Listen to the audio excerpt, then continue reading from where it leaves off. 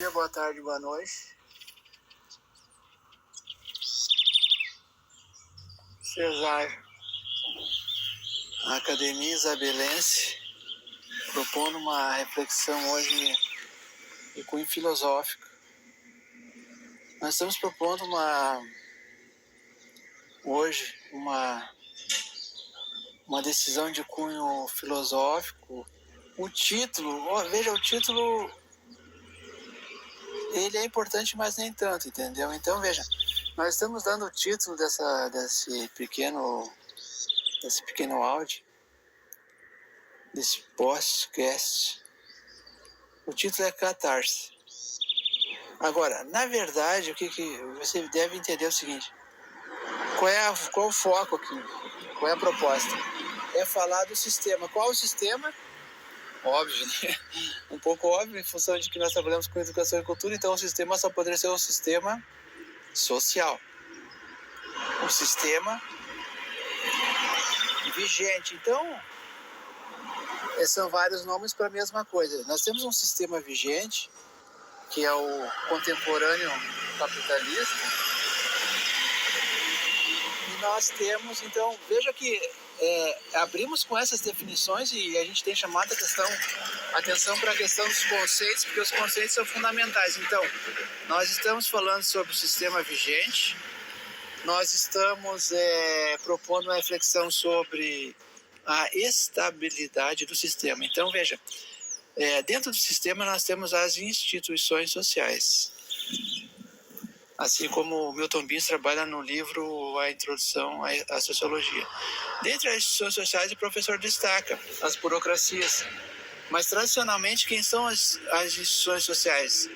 A igreja, os sindicatos, a escola e o próprio Estado. O professor Milton Bins, ele inova e ele é muito interessante porque ele propõe uma página dentro das instituições sociais, ele propõe uma página aberta para as burocracias. Isso é Max Weber, isso é racionalização, isso a gente não vai entrar agora. Eu só quero chamar hoje, por favor, presta atenção, a estabilidade do sistema. Então nós temos a estabilidade do sistema, já falamos que o sistema é esse, veja. Quando nós temos então as instituições sociais, cada uma tem o seu papel, a sua atribuição legal, a sua previsão cultural e jurídica. Veja bem, todo mundo sabe o que é a religião. Estou falando aqui das religiões oficiais, aquelas com CNPJ, com cultura definida. Seita é outra coisa.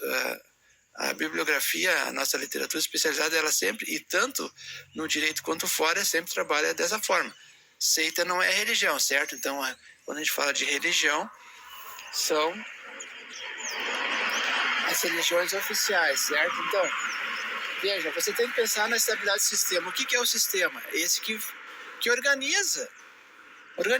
Nós estamos aqui, eu estou em via pública, os veículos estão passando, nós temos uma via com a mão dupla, onde tem a mão direita e a mão esquerda, uma vai e outra vem. Nós temos o Código Nacional de Trânsito, que estabelece normas e padrões de trafegabilidade. Então, o cidadão, para conduzir um veículo automotor, ele tem que estar habilitado através da emissão da Carteira Nacional de... Claro, você já sabe tudo disso, eu só estou pedindo que você fique atento para o sistema, para as normas e para as instituições. Então, quem é que, só para ficar claro, veja, quem é que estabelece as normas e as regras para condução de veículo automotor no Brasil? Quem? O legislador. Aplausos, muito bem, isso, aplausos para quem acertou. O legislador. A legislação criou, o legislador propõe, o parlamento discute e edita a norma. Então nós temos uma norma chamada Código Nacional de Trânsito. O veículo passou, ele está indo, sentido horário, mão direita. Quem vem, sentido contra, mão esquerda. Tranquilo? Legal. Eu não posso pegar aqui, então eu tenho CNH, certo? Habilitação. Se eu pegar meu veículo, eu não estou aqui com o veículo, mas digamos, né, que eu estou aqui como pedestre nessa via. Se eu estou com o meu veículo, no caso, eu tive que vender porque Não veio o caso, né, gente? Eu tava com umas dívidas aí, tive que vender o veículo. O banco me autuou e eu tive que vender o veículo. Veja, aí é outro sistema econômico, né? Mas isso não vem ao caso. É cultura. A cultura jurídica, ela está conosco o tempo todo. Então, se você tem uma instituição social, do tipo sindicato, que há previsão legal para o seu funcionamento e a sua pleno exercício das suas funções. Se essa instituição ela vem e desenvolve um trabalho contrário ao que está previsto em lei, convenhamos, tem alguma coisa errada. Está entendendo o que eu estou querendo que você reflita? A estabilidade do sistema vai nesse sentido. Ontem, durante a pré-eleição do professor da constitucionalista, ele afirmava: 1988 ocorreu uma revolução no Brasil.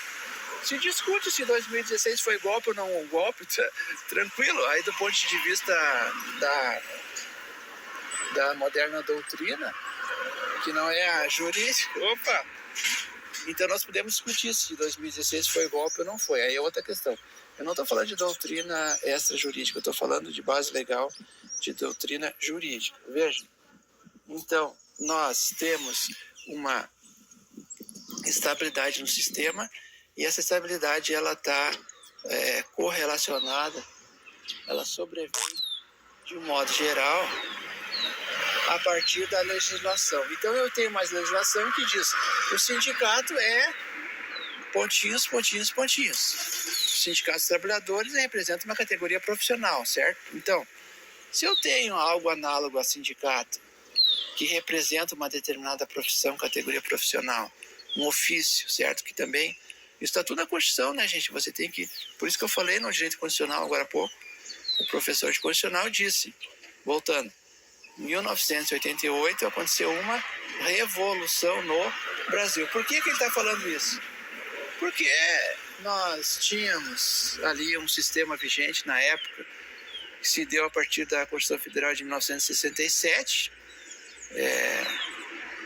A virada foi 64, né? Você sabe. A virada foi 64. Para uns foi golpe, outros não foi. Vê com essa coisa de golpe e volta sempre, né? Para uns foi golpe, outros foi revolução, para outros não foi nada, mas morreram pessoas, umas foram presas, outras mortas, outras torturadas. Então, página triste da história brasileira. Aqui a aula não é de história, é de sociais combinada com jurídicas. Então, nós temos a estabilidade. Veja, eu estou insistindo com você para entender a estabilidade do sistema. A estabilidade do sistema não pode ser abalada por aspectos ideológicos. Eu até vou avançando um pouco aqui, porque nós estamos tornando essa conversa um pouco complexa, né? Mais do que o necessário, talvez. O que é ideologia, gente? Gramsci. Gramsci. O professor Bis fala no Gramsci. Eu não estou com o livro agora, impossível guardar tudo isso assim na memória, né, gente? Eu vou abrir o Bis quando chegar ali no escritório. É um escritório ateliê, tá, gente? Veja, tem uma categoria profissional que fala muito, quer dizer, mais de uma, né, que fala muito escritório, outros trabalham mais no ateliê, etc. Isso vai do ofício de cada um, né? O nosso é assim, ó, ele é um escritório misto, porque tem uma face também de ateliê. Afinal de contas, nós trabalhamos como você já sabe, artesanato intelectual. O que a gente está fazendo aqui é um áudio imperfeito, é um áudio cheio de ruído, um áudio que alguns vão conseguir escutar, outros não, porque a gente não tem, já falo isso há algum tempo para vocês, a gente não tem a condição mínima técnica necessária. Alguns têm, a gente não tem, tá? Então, ideologia. Gente, ideologia atrapalha no sentido de que o sistema precisa de estabilidade para permanecer. 88 foi uma revolução, não é eu que estou dizendo, professor de direito constitucional, não é o Lazari, tá, gente? Aquele professor também é muito importante, depois eu vou dar o link dele aqui, mas não é o Lazari, é o outro professor, agora eu esqueci o nome dele. Ele fala que aconteceu no Brasil uma revolução em 88. Eu concordo com essa tese. Veja, foi uma revolução, sim ou não? Há quem diga que sim, há quem diga que... Eu estou citando um que diz que sim. E estou dizendo que sobre o nosso viés analítico, a gente concorda com isso. Agora, tem alguns que vão dizer que não, né? Foi só uma Assembleia Nacional Constituinte, sim ou não? De qual lado você está?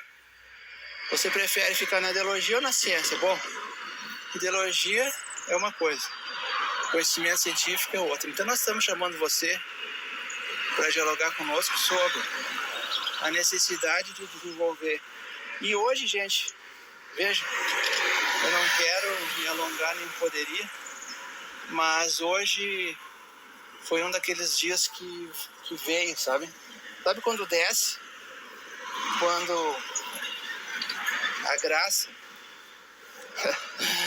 parafraseando, né, o Mestre Borel. O Mestre Borel, você pode acessar ele no um documentário muito interessante que é a Ancestralidade Negra em Porto Alegre, se não me engano o título.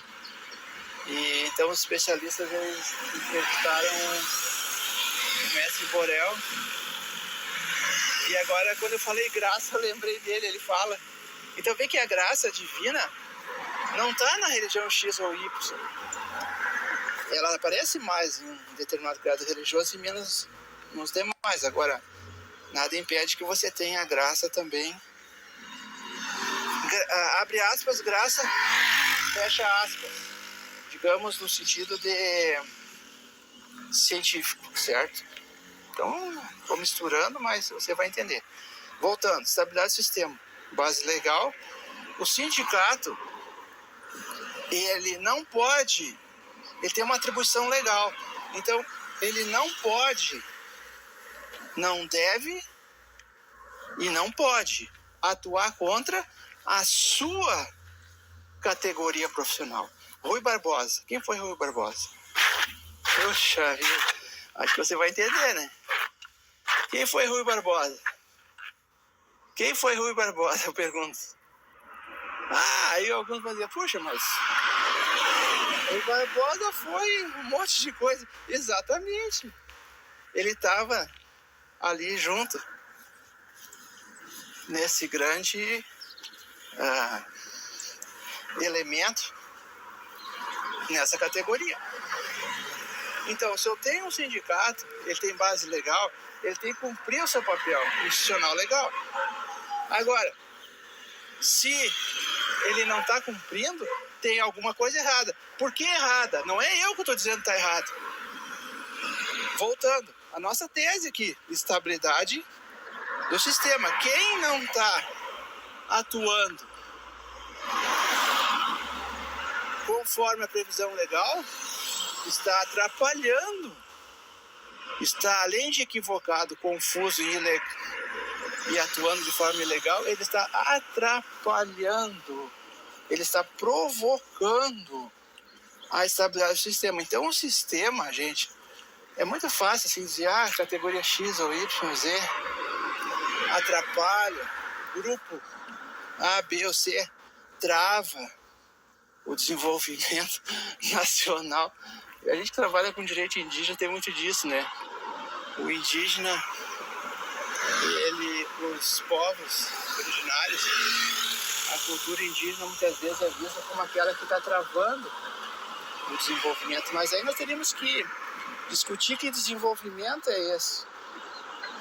A quem interessa esse desenvolvimento? Sabe? Então, tudo isso, gente, nós estamos falando aqui, que pode parecer até uma conversa um pouco solta, não é. Não é porque eu quero lembrá-las da nossa pesquisa sobre a Lei 6.001/73.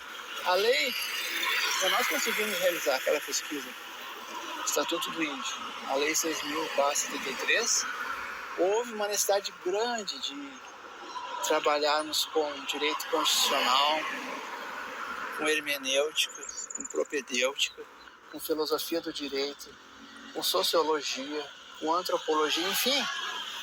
Não é fácil você construir um trabalho acadêmico na área do direito indígena. Então, por isso que às vezes, para quem não é assim muito afeito a esse tipo de concepção de trabalho, pode parecer que é um pouco confuso, que nós estamos abordando a temática de uma forma um pouco estranha, mas não, gente.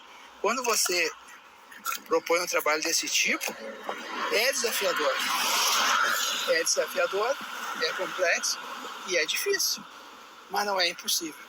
Então, se não é impossível, nós vamos seguir trabalhando, investigando, buscando um entendimento das questões que nos colocam de pé firme, caminhando nessa estrada, certo? Nem tudo é automático, gente, nem tudo é online, nem tudo é facilidades tecnológicas. A tecnologia está aí, nós não podemos negar de que ela auxilia demais. Por exemplo, esse próprio áudio, esse próprio podcast agora aqui, bastante artesanal, não seria possível se não fosse a tecnologia da captação do áudio, da formação desse trabalho e da própria, depois, né, a transmissão, a publicação e, finalmente, então, a sua recepção. Você vai receber depois agora. É necessário todo um procedimento técnico para a gente conseguir trabalhar nisso. Então, vejam, preste atenção. Estabilidade do sistema, qual é o sistema contemporâneo capitalista e instituições sociais, todas elas têm base legal. Se você pertence a determinada instituição, trabalhe de acordo com aquilo que está previsto em lei. Caso contrário, você pode ter problemas éticos, morais e jurídicos. Então, resumo, fico feliz porque no deslinde da ação, que ainda está em trânsito, não temos trânsito julgado dessa ação, ela está acontecendo, mas o órgão responsável constitucionalmente falando, atuou de forma precisa. A comunidade indígena não pode ser removida do local. O governo do estado deve remover o projeto de lei que está tramitando na Assembleia Legislativa do Estado do Rio Grande do Sul e devemos ter ciência de que os povos originários têm os seus direitos e eles não podem assim ser tratados de forma tão pouco atenta por nenhum poder, seja ele executivo, legislativo ou judiciário. Então, esse órgão, que não é nenhum dos três, atuou e estipulou uma necessidade de decisão pelo Poder Executivo, que também deve ser acompanhado pelo Poder Judiciário. Tá entendendo como é que funciona? Esse é o sistema, gente. Esse é o sistema. Não é difícil de entender. Talvez um pouco difícil de interpretar em alguns momentos, porque envolve, né, legislação federal, estadual. Outro dia falamos nisso. Se apenas um indígena, é uma situação. Qual é o foro? Qual é a jurisdição? Se a demanda envolve apenas um indivíduo daquele grupo, nós temos uma situação. Agora, se é uma comunidade indígena inteira, um grupo, uma cultura, um grupo, qual é a jurisdição? Qual é o foro? Quem é o juiz competente? A esfera é federal. Não tem outra maneira de você interpretar isso, entendeu? Então, veja, o foro, a competência jurídica, ela, se não for bem respeitada, se ela não for respeitada, se ela não for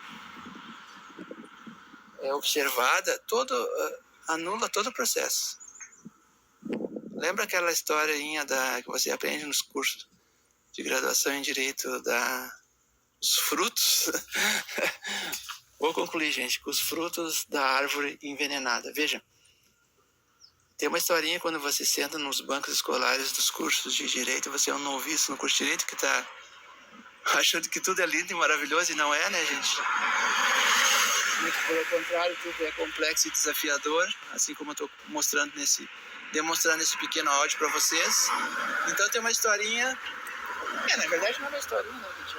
É um estudo, né, que se faz da questão da produção de provas. Isso aí você deve ouvir na aula de direito penal, é muito comum no penal. Veja, analogia com recurso natural. Se você tem um indivíduo vegetal, árvore, você verifica que esse indivíduo está contaminado por agentes patogênicos. A grosso modo, aqui nós estamos falando de veneno. Mas veneno é só uma metáfora, né, para falar dos agentes patogênicos que estão causando malefícios na saúde do cidadão que está acessando. O cidadão foi lá colher um fruto dessa árvore, passou mal e morreu.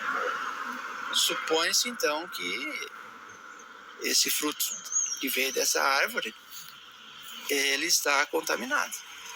O direito fala em envenenado, mas tudo bem, tanto faz, envenenado, contaminado. Se um fruto dessa árvore está envenenado, supõe-se que os demais também, idem.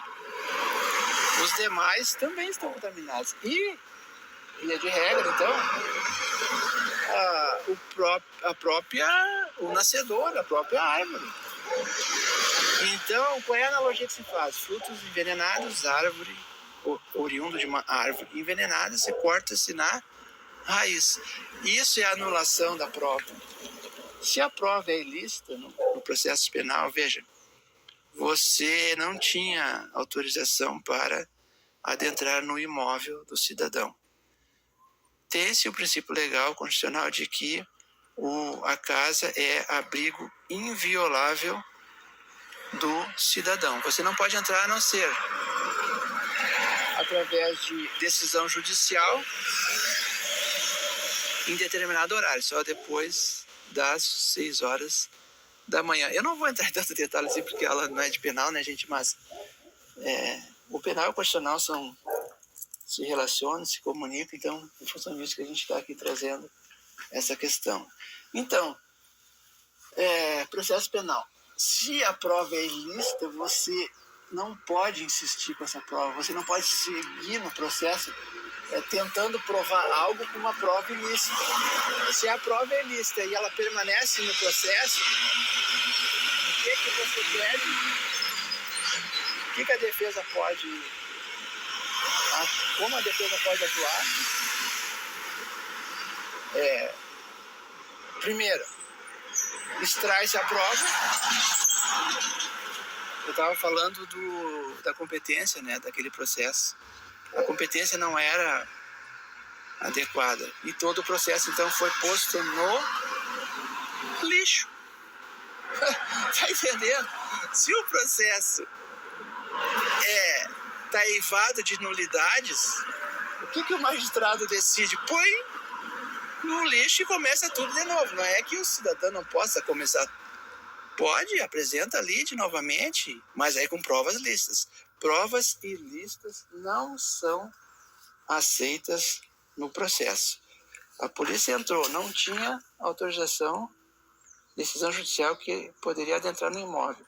Ela pega a prova, joga dentro do processo, no sentido de responsabilizar alguém sobre algo.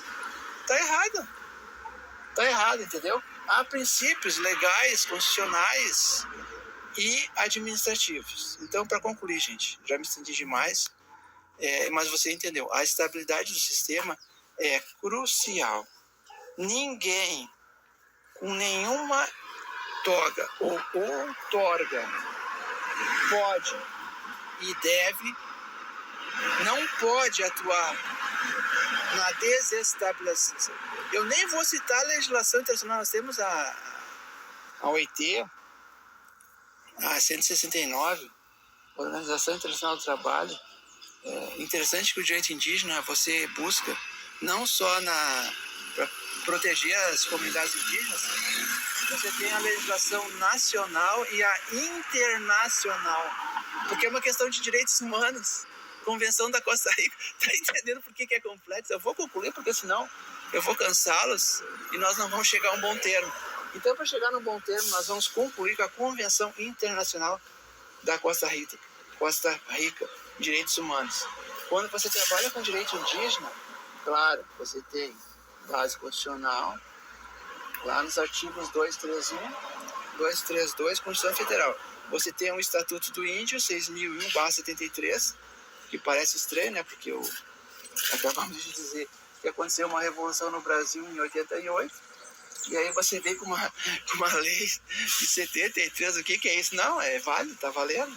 E não é questão de constitucionalidade, lembra? Eu não quero me alongar, mas já que eu falei, já que citamos aqui o direito constitucional, veja, a contemporaneidade da lei. Nós não podemos pegar uma lei anterior a 88 e avaliar a constitucionalidade dela. Esse foi um dos nossos erros de noviço. Quando você é noviço no curso, você comete muitos erros. Você comete equívocos, viu? E no nosso caso foi isso. Não tinha que discutir a constitucionalidade da lei, porque ela não é contemporânea. Ela não é contemporânea a 88. Ela vem lá da Constituição de 67, que foi emendada em 69. Que alguns vão dizer que a de 69 é a nova Constituição, e não é. A Constituição é 67, emendada em 69, mas essa emenda foi tão potente, tão, sabe, digamos assim, né? Eu ia falar cavalar, mas fiquei pensando naquele cavalo pobre, animal que morreu lá nas mãos de um insano. É triste, gente, é triste. Olha, trabalhar na defesa dos inocentes não é fácil. Não é fácil porque há um desgaste, você tem que estudar para defender o inocente, mas mesmo assim ainda você muitas vezes não chega a bom termo, você não consegue a decisão favorável, e aí vem aqueles sofrimentos, vem a depressão, vem outras questões que são importantes e a gente não vai abordar agora. Então veja, tudo isso está envolvido com a questão da estabilidade do sistema, gente. O sistema precisa permanecer estável a fim de que todos nós consigamos alcançar os nossos objetivos. Se eu não tiver sinal de internet, eu não posso publicar esse podcast. Se eu não pagar a operadora de telefonia, ela não vai me permitir que eu use o sistema de comunicação. Está entendendo? Então esse sindicato, essa organização associativa, esse grupo de pessoas que representam uma categoria, não vou concluir com essa frase, não pode atuar contra os seus. Não pode. E graças aos deuses, graças a Deus, seja como for, como você entenda, ou de repente você é um ateu, acredita que não existe nem Deus, nem deusa, nem nada, bom, também a gente respeita, porque o Estado é laico, mas o Estado não é ateu. Direito constitucional, de novo. O Estado é laico porque ele não tem partido no sentido religioso. Ele não professa religião, nem A, nem B, nem C. Mas ele não é contra a cultura religiosa. Ele respeita a cultura religiosa. Tá? Então nós já estamos aí adiantando uma temática que vai ser trabalhada na aula semanal, naquela aula grande que a gente faz tradicionalmente aqui no canal. Então você vai poder acompanhar mais uma aula de sociologia, e nós vamos estar muito focados também na questão da sociologia da religião. Então hoje apenas para falar rapidamente nesse tema, estabilidade do sistema, instituição social e a necessidade jurídico-legal de que cada agente público atue na defesa do seu próprio grupo. Muito obrigado pela atenção de todos, sigam estudando, se exajam e aprimorando seus conhecimentos. Academia Isabelense.